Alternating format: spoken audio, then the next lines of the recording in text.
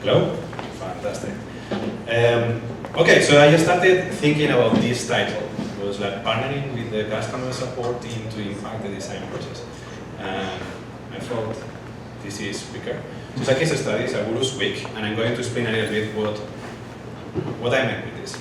So first of all, I wanted to start with what Shopify thinks of customer centricity. And we do a lot of things, actually. So one of the things that we are doing, this is our mission, that is make commerce better for everyone. So that is already telling us, okay, humans, the people, is in the middle of everything, right? So this is, starting from here, we have some values. There is the core values that one of them is actually be merchant obsessed.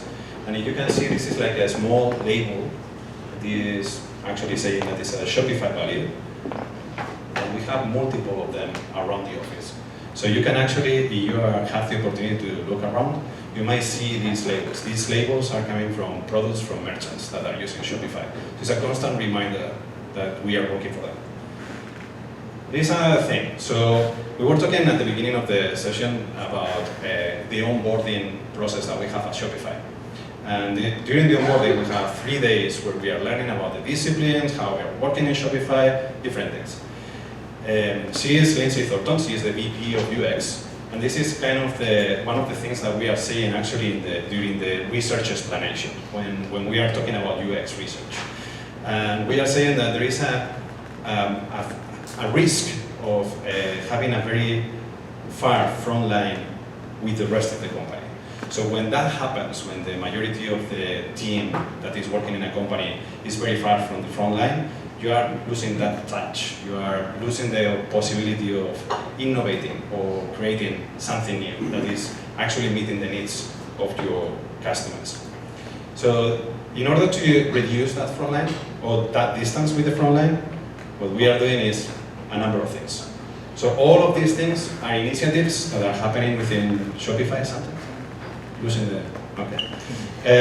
So these are all initiatives that are happening within Shopify, and it's allowing people that are working in Shopify to do multiple things to get that sense of what are the customers, who are they, how are they feeling, how are they doing things.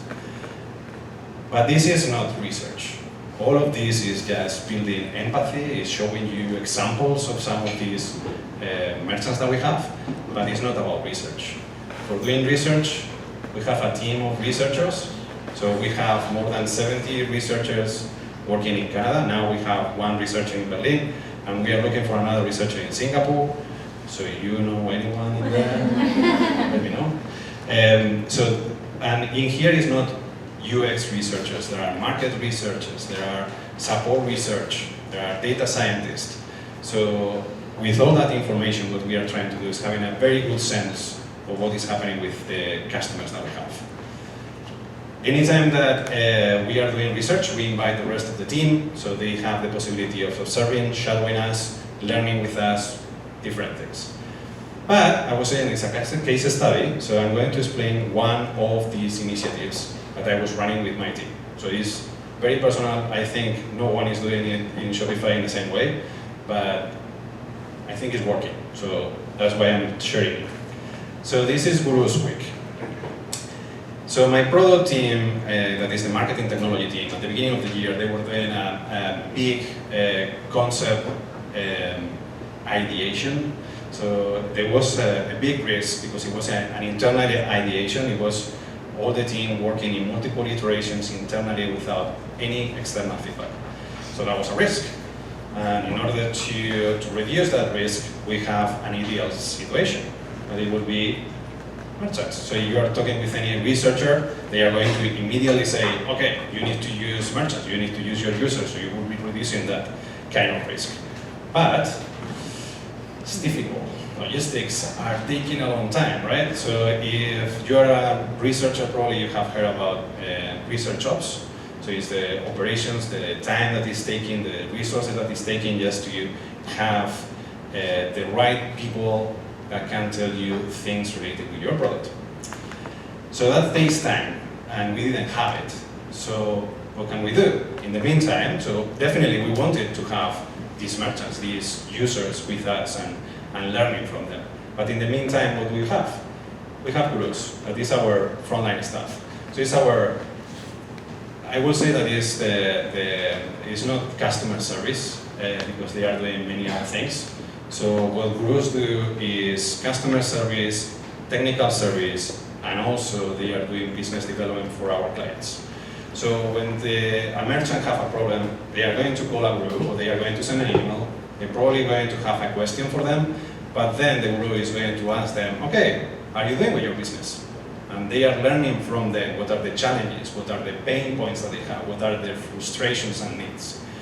So they have a lot of information about the merchants already, and we were not using this. So the idea was, okay, what about breaking those silos, allowing to have these conversations during our iterations of design, and bringing that information into our product team.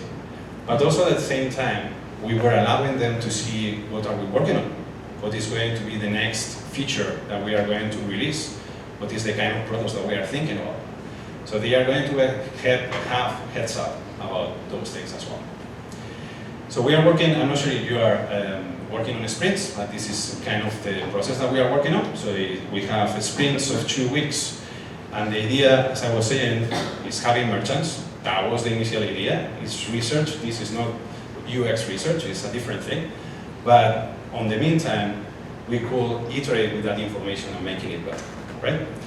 Okay, so what type of feedback are we looking for when we are doing these kind of things? It's not the same as talking with a customer that we have, a real user that we have. It's a different thing. So we encourage them to think about all the previous experiences that they have had. What were the problems that they were trying to solve for our clients? Trying to think about those things, put them already in the mode of responding some of the questions that I have. And I'm going to show you 3 examples of those questions. So the first one is how you had to help merchants understand products that are similar to this one. So when we are asking these questions, they are immediately thinking, okay, if you are going to use that data, they are going to ask me these questions. If you are not using this definition, then they are going to call me in order to find out what is going on. So it's a different style of doing UX research, so the information that we will receive from customers. Second one, how would you describe this product to a merchant? So something that they are doing on a daily basis is explaining the products and services that we have to other people. So they are the best in order to, okay, digest all the information that they have in front of them and explain it to someone else. So the idea is using that information can help the content strategy team that we have in order to have better descriptions, for example. Another question, and this is the last one that I'm showing, what type of calls would you receive if we are releasing the product as it is? So this is already expectation. This is a really tough one because we are asking them to put them in the move of the future. It's something that you are not doing ever with a user, but this is a different thing. So with the experience that they have, they can anticipate some of the questions that people may have about the products that we have.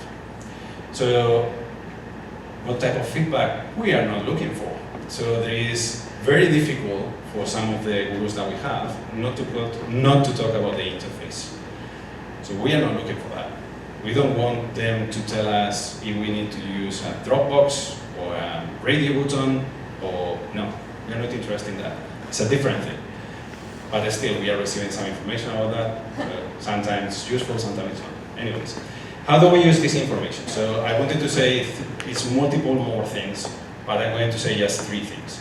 So one is gurus help us to anticipate problems, and this is fantastic because in the iteration before actually showing it to a merchant, we are already doing some kind of risk assessment of what is our product, right? The second one is we define better our products and our features, so it's easier for merchants to understand afterwards. And the last one, this is something that I found super interesting. It's making clear the value proposition of the products that we are releasing. So they are able to understand, digest the product that we want to release and explain it to someone else. They know if that is going to be valuable for someone else. So this is very valuable for the team. Is this all? Yep. So gurus, as I was saying, doesn't replace doing research with merchants. So with merchants, we are looking for another type of research, but it's a proxy user. They have a lot of information, and And we should be using it. It's part of the team. They are part of the team. I'm not sure if you were able to read all the different initiatives that we have in there, but one is called Bridge the Gap. So we are reversing the bridge. What we are doing is allowing the gurus that are every day answering questions to understand our product process and understanding how we are going to deliver, how we are going to create our roadmap. So they are going to have a head start. And that is not only motivating for them, it's also that it's helping them to explain merchants what is coming. And that is very useful as well. And the final thing is that it's continuing the conversation. And it's also very interesting because what we are allowing with this space is because they already know what we are working on, they can send us the questions or the problems or the needs that they are identifying on these merchants that they are working with every single day, and we can learn from that. We can even do research with that specific merchant, for example. So this is also very, very useful. So basically what I wanted to share today was this case study.